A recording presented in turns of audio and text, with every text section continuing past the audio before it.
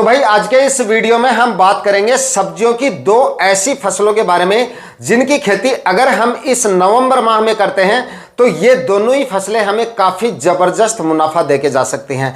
काफी जोरदार तो इन दोनों फसलों के हमें मंडी भाव मिलेंगे और काफी जोरदार ये दोनों फसलें हमें उत्पादन देके जाएंगी। नवंबर माह में अगर इन दोनों फसलों की बुआई हमारी कंप्लीट हो जाती है तो लगभग फरवरी के आखिरी सप्ताह में ये दोनों फसलें हमें उत्पादन देना शुरू कर देती हैं और उस समय पे अगेती सब्जियों के जो मंडी भाव होते हैं वो काफी शानदार होते हैं। उत्पादन भी काफी अच्छा निकल के आता है। रोग बीमारियां भी इस समय पे लगाई गई फसलों में काफी कम हमें देखने को मिलते हैं। तो इन दोनों फसलों के बारे में कंप्लीट जानकारियां आपके साथ शेयर करूंगा, लगाने का तरीका भी बताऊंगा और साथ ही इन दोनों फसलों की टॉप वैरायटियों के बारे में भी बताऊंगा और दोनों फसलों से कितना उत्पादन मिल सकता है, कितने मंडी भाव मिल सकते हैं, टोटल मुनाफा आपको कितना हो सकता है। कंप्लीट जानकारियां आज के इस वीडियो में आपके साथ शेयर करूंगा, इसलिए आज का वीडियो लास्ट तक आपको वॉच करना है। और वीडियो अगर पसंद आ जाए तो वीडियो को लाइक जरूर कर दीजिएगा। चैनल पे नए हैं या सब्सक्राइब नहीं किया है आपने तो चैनल को सब्सक्राइब कर लीजिए और साथ में बेल आइकन भी प्रेस कर देना ताकि समय समय पे आपको खेतीबाड़ी से रिलेटेड वीडियोज मिलते रहे। नमस्कार दोस्तों, मेरा नाम है सुरेश और आप देख रहे हैं खेत किसान झुंझुनू। दोस्तों वैसे तो काफी सारी सब्जियां ऐसी हैं जिनकी खेती हम इस नवंबर माह में कर सकते हैं, लेकिन मैं आपको सिर्फ ऐसी सब्जियों की फसलों के बारे में बताता रहता हूं जिनके आने वाले दिनों में मंडी भाव भी आपको अच्छे मिले और उत्पादन भी इन सभी फसलों से आपको अच्छा मिले। ऐसी ही फसलों के बारे में मैं आपको जानकारी देता रहता हूं।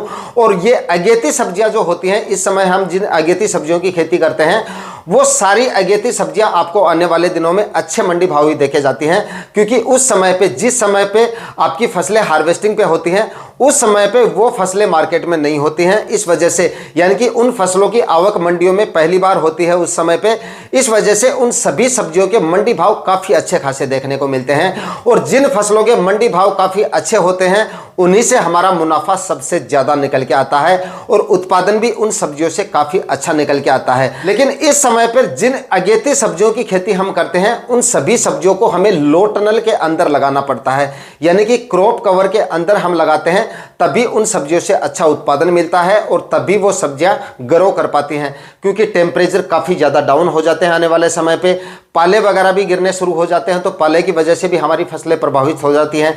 काफी किसान भाई कमेंट करके बोलते भी रहते हैं कि लास्ट ईयर हमें सब्जियों की फसलों में अच्छा मुनाफा नहीं मिला, मतलब अगेती सब्जियों में।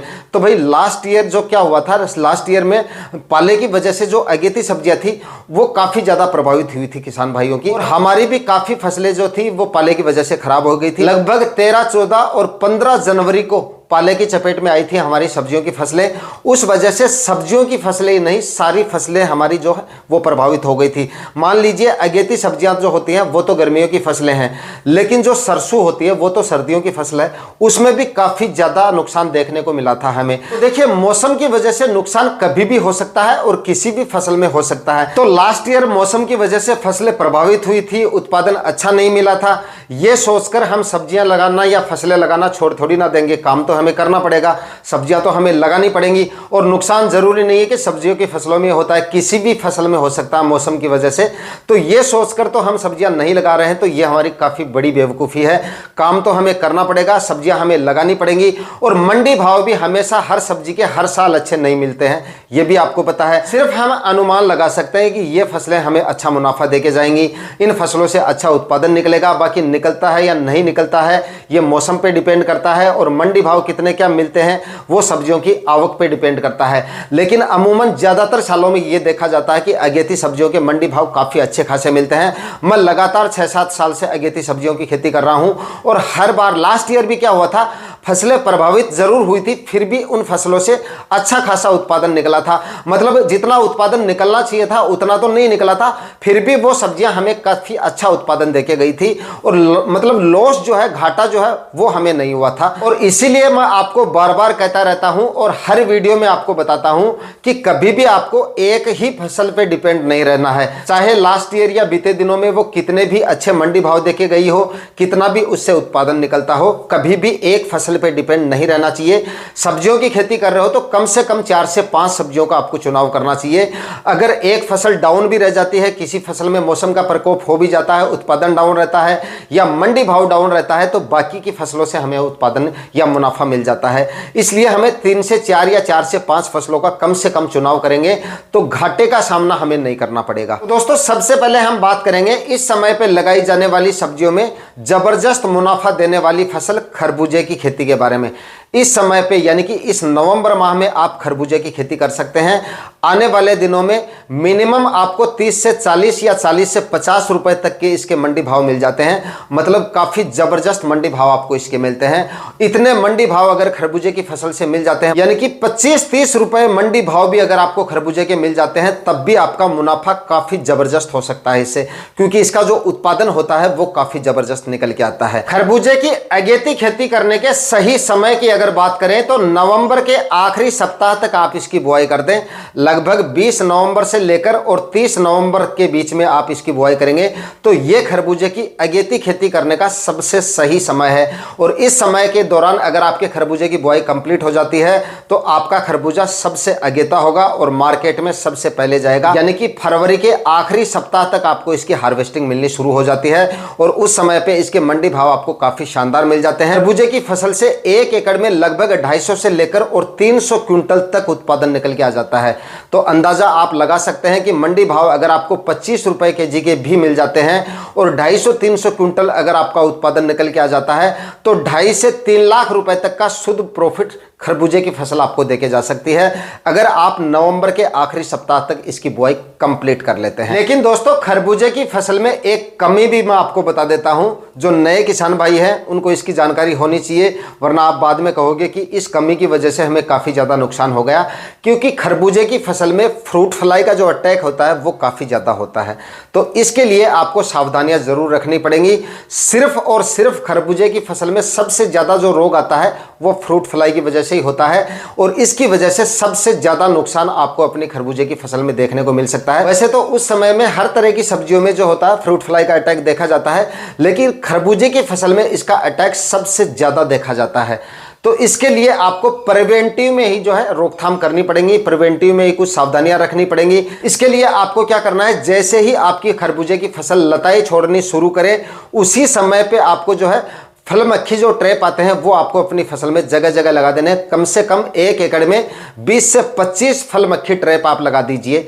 जितने आप ज़्यादा लगाएंगे उतना ही फल मक्खी का प्रकोप आपको कम से कम देखने को मिलेगा। अदरवाइज आप इंसेक्टिसाइड का इस्तेमाल करके भी इसको कंट्रोल कर सकते हैं, लेकिन फल मक्खी ट्रैप तो आपको फिर भी लगाने पड़ेंगे, क्योंकि फल मक्खी का अटैक अगर आपकी फसल में एक बार होना शुरू हो जाएगा उसके बाद में सिर्फ इंसेक्टिसाइड से आप उसको कंट्रोल नहीं कर पाओगे। एक बार अगर आपने इंसेक्टिसाइड का इस्तेमाल कर दिया 2-3 दिन आपको प्रकोप देखने को नहीं मिलेगा और 3-4 दिन बाद में फिर से आपको अपनी फसलों में फ्रूट फ्लाई का प्रकोप देखने को मिल जाता है। तो इसके लिए आपको फल मक्खी ट्रैप का इस्तेमाल जरूर करना है। जगह जगह पे 20 से 25 फल मक्खी ट्रैप अगर आप लगा देंगे तो काफी हद तक आप फ्रूट फ्लाई का जो है कंट्रोल कर पाएंगे और कम से कम आपको इंसेक्टिसाइड का इस्तेमाल करना पड़ेगा। फल मक्खी की रोकथाम के लिए सबसे अच्छे और सबसे कारगर इंसेक्टिसाइड की बात करें तो बायर कंपनी का सोलोमोन का इस्तेमाल कर सकते हैं। मैं हर बार इसी इंसेक्टिसाइड का इस्तेमाल करता हूं, काफी अच्छे और काफी शानदार रिजल्ट हैं। इसका इस्तेमाल अगर आप करेंगे हर 10वें दिन आपको इसका स्प्रे निकालते रहना है। 8 से 10 ml प्रति 15 लीटर स्प्रे टैंक के हिसाब से आपको इस्तेमाल करना है। काफी हद तक आपकी फसल में फल मक्खी का कंट्रोल हो जाएगा और इसके साथ में एक फंगीसाइड भी आपको जरूर ऐड कर लेना है। इसके लिए भी आप बायर कंपनी का जो एंट्राकोल फंगीसाइड आता है जिसके अंदर प्रोपिनेब होता है उसका आप इस्तेमाल कर सकते हैं। अगर बायर कंपनी का सोलोमोन और प्रोपिनेब का अगर आप अपनी फसलों में इस्तेमाल करते रहेंगे तो फल मक्खी का कंट्रोल तो होगा ही, साथ में रस चूसने वाले कीटों का प्रकोप भी देखने को नहीं मिलेगा और फफूंद जनित रोगों का प्रकोप भी आपको अपनी फसल में किसी भी तरह का देखने को नहीं मिलेगा। तो ये आप जरूर करें, प्रिवेंटिव में ही जो है वो आप लगा दें फल मक्खी ट्रैप जगह जगह। उसके बाद में खरबूजे की फसल से आपको काफी अच्छा उत्पादन मिल जाएगा। खरबूजे की खेती करने के लिए लाइन से लाइन की जो दूरी है वो कम से कम आपको 6 फीट रखनी है, 6 फीट से कम नहीं रखनी है। अगर लाइन से लाइन की दूरी आपकी कम रहेगी तो आपको फ्रूट सेटिंग भी कम देखने को मिलेगी और उत्पादन भी आपको कम मिलेगा और रोग बीमारियां ज़्यादा देखने को मिलेंगी आपको। जितनी आपकी लाइन से लाइन की दूरी कम होगी उतने ही रस चूसने वाले कीटों का प्रकोप और फ्रूट फ्लाई का अटैक आपको उतना ही ज़्यादा देखने को मिलेगा। तो अगर आपको स्वस्थ फसल लेनी है, ज़्यादा उत्पादन लेना है, तो लाइन से लाइन की जो दूरी है उसका आप विशेष तौर से ध्यान रखें। 6-6 फीट की दूरी पर आपको बेड बनाने हैं। बेड बनाने से पहले 3-4 बार कल्टीवेशन करके ज़मीन को अच्छी तरह से तैयार करके मिट्टी को एकदम भुरभुरा बना लें और उसके बाद में बेड बनाएं। बेड की साइज जो है लगभग 3 फीट चौड़ाई रखें और 1 फीट जमीन से ऊंचा रखें बेड को। खाद उर्वरकों की बात करें तो 4 से 5 ट्राली सड़ी हुई गोबर की खाद डालें पहली जुताई से पहले, और उसके बाद में 2 जुताइयां कर दें। उसके बाद में आखिरी जुताई से पहले लगभग 50 केजी आप डीएपी काम में लें, 30 केजी म्यूरेट ऑफ पोटाश काम में लें और 25 केजी यूरिया मिक्स करके आखिरी कल्टीवेशन से पहले खेत में डालें और उसके बाद में आखिरी कल्टीवेशन करें। मिट्टी को एकदम भुरभुरा बना लें, जमीन को एकदम समतल बना लें, जल भराव की समस्या कहीं भी नहीं होनी चाहिए। उसके बाद में बेड प्रिपरेशन का कार्य शुरू करें। बेड बनाने के बाद में 25 माइक्रोन की प्लास्टिक मल्च लगाएं और सिंगल होल में आपको प्लास्टिक मल्च लगानी है। प्लांट से प्लांट का जो डिस्टेंस है वो आपको 1 फीट रखना है, यानी कि सीड शोविंग करते समय बीज से बीज की जो दूरी है वो आपको 1 फीट रखनी है और लाइन से लाइन की दूरी मैंने आपको बता दिया 6 फीट तक रखनी है। इस तरह से आपको खरबूजे की खेती करनी है। अच्छा उत्पादन देके जाएगा और अच्छा प्रॉफिट देके जाएगा नवंबर माह में अगर आप खरबूजे की अगेती खेती करते हैं। दोस्तों अब बात करेंगे खरबूजे की टॉप 5 वैरायटियों के बारे में। अगर आपको खरबूजे की फसल से जबरदस्त उत्पादन लेना है और जबरदस्त मंडी भाव लेने हैं, यानी कि खरबूजे की क्वालिटी अगर आपको अच्छी लेनी है, तो वैरायटियों का आपको काफ़ी ज़्यादा ध्यान रखना पड़ेगा। अगर आपकी वैरायटियाँ अच्छी होंगी तो मुनाफा आपका और भी अच्छा हो सकता है। तो दोस्तों खरबूजा जो होता है वो 2 तरह का होता है और दोनों ही तरह के खरबूजे ज़्यादातर मंडियों में चलते हैं। और कुछ मंडियाँ तो ऐसी होती हैं जिनमें अलग अलग खरबूजे की डिमांड होती है, यानी कि एक जो खरबूजा होता है वो तो होता है पट्टे वाला खरबूजा, यानी कि जिसपे हरी और लाल धारियाँ बनी हुई होती है। उस खरबूजे की डिमांड कुछ मंडियों में ज़्यादा होती है। और कुछ मंडियों में जो जाली वाला खरबूजा होता है ऊपर से पीले कलर का आपको दिखेगा, उस खरबूजे की डिमांड कुछ मंडियों में ज़्यादा होती है। तो अलग अलग मंडियों में अलग अलग खरबूजे की डिमांड होती है और दोनों के मंडी भावों में भी काफ़ी अंतर देखने को मिलता है। जो पट्टे वाला खरबूजा होता है उसके मंडी भाव जो होते हैं उसके ज़्यादा देखे जाते हैं और कुछ मंडियों में जाली वाले खरबूजे के मंडी भाव ज़्यादा देखे जाते हैं। तो आप अपनी मंडियों के हिसाब से देखें। मैं मिक्स वैरायटियाँ यहाँ पे आपको बताता हूँ। तो नंबर 1 पर आप यहाँ पर नौ सीड की कुंदन वैरायटी आती है। जाली वाला खरबूजा है, काफ़ी अच्छी और काफ़ी शानदार वैरायटी है। उत्पादन भी इस वैरायटी से आपको काफ़ी अच्छा मिलेगा और उत्पादन की क्वालिटी भी आपको काफ़ी अच्छी मिलेगी, इसलिए इसको मैंने नंबर 1 पे रखा है। सबसे ज़्यादा उत्पादन देने वाली वैरायटी है और बीज इसका सबसे महंगा आएगा। बीज आप ज़रूर देख लीजिए, थोड़ा सा कॉस्टली आएगा इसका। और दूसरा जो वैरायटी है वो है नौ सीड की ही बॉबी वैरायटी। ये भी काफ़ी अच्छी और काफ़ी शानदार वैरायटी है। इस वैरायटी का भी आप सिलेक्शन कर सकते हैं। और तीसरे नंबर पे जाली वाला खरबूजा ही है ये है सीजंटा की आयुष वैरायटी। इसका भी आप सिलेक्शन कर सकते हैं।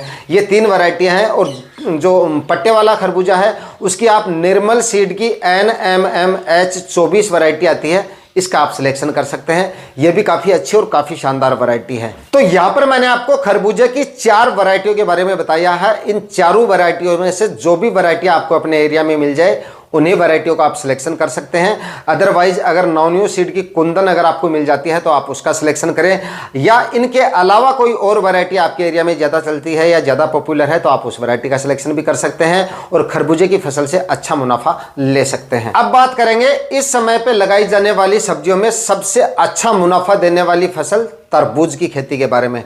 अब आप तरबूज की खेती भी कर सकते हैं इस पूरे नवंबर माह में, या नवंबर के आखिरी सप्ताह में अगर आप तरबूज की खेती करेंगे तो इसकी खेती के लिए ये जो समय है वो एकदम सही है। जो खरबूजे का मैंने समय बताया है उसी समय पे आप तरबूज की खेती करके भी अच्छा मुनाफा ले सकते हैं। इस समय पे लगाया गया तरबूज भी आपका मार्च के पहले सप्ताह तक या फरवरी के आखिरी सप्ताह तक मार्केट में आ जाएगा। और उस समय पे तरबूज के जो मंडी भाव होते हैं वो 16, 17, 18, 20 रुपए तक आपको मिल जाते हैं।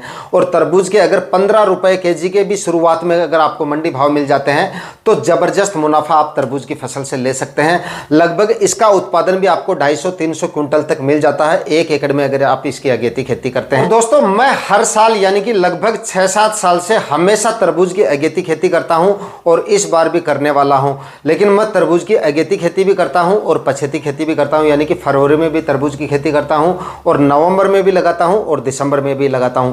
तो अगर आपको तरबूज की खेती से अच्छा प्रॉफिट लेना लेना है तो आप एक बार में इसकी खेती ना करें। सबसे पहली बात तो यह है कि आप एक बार तो इसको जो है नवंबर माह में लगा लें और उसके बाद में थोड़े से एरिया में आप जो है दिसंबर माह में भी इसकी खेती करें और थोड़े से एरिया में आप जो है फरवरी माह में भी तरबूज लगाएं। कौन सी साल में कौन से समय पे लगाई गई फसल के ज़्यादा मंडी भाव मिल जाते हैं ये पहले कोई नहीं जानता, सिर्फ अनुमान लगाया जाता है और हर बार लाखों का मुनाफा भी नहीं लिया जा सकता है एक ही फसल से। कभी मुनाफा ज़्यादा आ जाता है, कभी कम आ जाता है, ये सब्जियों की फसलों में चलता रहता है। तो आप अपने हिसाब से जो है सब्जियों का चयन करें और ज़्यादा से ज़्यादा मुनाफा निकालने के लिए मैंने आपको बताया है कि एक फसल पे डिपेंड कभी भी नहीं रहना। आपको 3-4 फसलों का आप चुनाव करेंगे तो डेफिनेटली आपको सब्जियों की फसलों से अच्छा मुनाफा मिलेगा। रोग बीमारियों की बात करें तो तरबूज की फसल में भी फ्रूट फ्लाई का अटैक ही ज़्यादा देखा जाता है। वैसे तो रस चूसने वाले कीटों का प्रकोप भी शुरुआत में देखा जाता है, माहू का जो प्रकोप होता है शुरुआत में ये भी देखा जाता है, लेकिन माहू वगैरह जो है ये तो एक आध स्प्रे से आपके कंट्रोल हो जाते हैं और आसानी से कंट्रोल हो जाते हैं। लेकिन सबसे ज़्यादा जो नुकसान होता है तरबूज की फसल में भी वो भी आपकी जो है फ्रूट फ्लाई की वजह से ही होता है, लेकिन खरबूजे की फसल से कम होता है। खरबूजे की फसल में सबसे ज़्यादा प्रकोप होता है और सबसे ज़्यादा नुकसान होता है और तरबूज की फसल में भी फ्रूट फ्लाई का अटैक तो होता है लेकिन खरबूजे जितना नहीं होता। हालांकि नुकसान आपकी तरबूज की फसल में भी देखने को मिलता है। इन दोनों में फ़र्क क्या होता है, आपका खरबूजे की फसल में अगर फ्रूट फ्लाई का अटैक होगा तो खरबूजा जो है वो पूरी तरह से सड़ जाएगा, गल जाएगा और खराब हो जाएगा, लेकिन तरबूज जो है वो सड़ेगा नहीं। मतलब काफ़ी कम फल होते हैं जो सड़ जाते हैं, लेकिन ज़्यादातर फल जो होते हैं वो सड़ते नहीं हैं, मतलब काने हो जाते हैं। काने समझते हैं ना आप, इस तरह से काना हो जाएगा और मतलब फल आपका जो है उसकी मार्केट वैल्यू जो होती है वो खराब हो जाती है। इन तरबूज के जो फल होते हैं उनका ऊपर का जो छिलका होता है वो काफ़ी हार्ड होने की वजह से आपके जो फल होते हैं वो सड़ते नहीं है, मतलब वो अंदर तक नहीं पहुंच पाती है, इसलिए वो काना होकर ही रह जाता है और फल आपका बच जाता है अंदर से। लेकिन बाहर से काना होने की वजह से आपके जो तरबूज के जो मार्केट प्राइस है वो काफ़ी डाउन आ जाते हैं और खरबूजा जो होता है वो पूरी तरह से सड़ के खराब भी हो जाता है। उसके मार्केट प्राइस तो क्या आपको मंडी में नहीं ले जाना पड़ेगा उसको। तो तरबूज की फसल में भी आपको इसकी रोकथाम के लिए जगह जगह जो है फ्रूट फ्लाई ट्रैप लगा देने हैं। लगभग 20 से 25 फ्रूट फ्लाई ट्रैप आप लगा दीजिए 1 एकड़ के अंदर। उसके बाद में फ्रूट फ्लाई का अटैक आपकी तरबूज की फसल में भी काफ़ी हद तक कंट्रोल में देखने को मिलेगा। और जो स्प्रे मैंने आपको बताया है बायर का सोलोमन और जो इंट्राकोल आपको बताया है, ये दोनों फंगिसाइड और इंसेक्टिसाइड का जो स्प्रे है वो आप अपनी तरबूज की फसल में भी हर 10 दिन के अंतराल से निकाल सकते हैं और फ्रूट फ्लाई को कंट्रोल कर सकते हैं। बाकी और कोई ज़्यादा रोग बीमारियां इन दोनों फसलों में नहीं आती हैं। हार्वेस्टिंग में भी ज़्यादा समय नहीं लगता है और ना ही ज़्यादा लेबर कॉस्ट आता है आपका हार्वेस्टिंग में। एक बार में इन फसलों की हार्वेस्टिंग हो जाती है, पूरी बाड़ी को आप जो है 1 या 2 हार्वेस्टिंग में ख़त्म कर सकते हैं और आसानी से जो है हार्वेस्टिंग हो जाती है। अच्छे खासे मंडी भाव मिल जाते हैं, अच्छा खासा उत्पादन इन दोनों फसलों से आपको मिल जाता है। तो इन दोनों फसलों की नवंबर माह में आप खेती करके लगभग 3 महीने में आप अच्छा खासा प्रॉफिट ले सकते हैं। आज के वीडियो में इतना ही। वीडियो अगर इंफॉर्मेटिव रहा तो वीडियो को लाइक और शेयर जरूर कीजिएगा। चैनल पे नए हैं तो सब्सक्राइब जरूर कर लीजिएगा। मिलते हैं किसी और वीडियो में नए टॉपिक के साथ, तब तक के लिए जय हिंद, वंदे मातरम।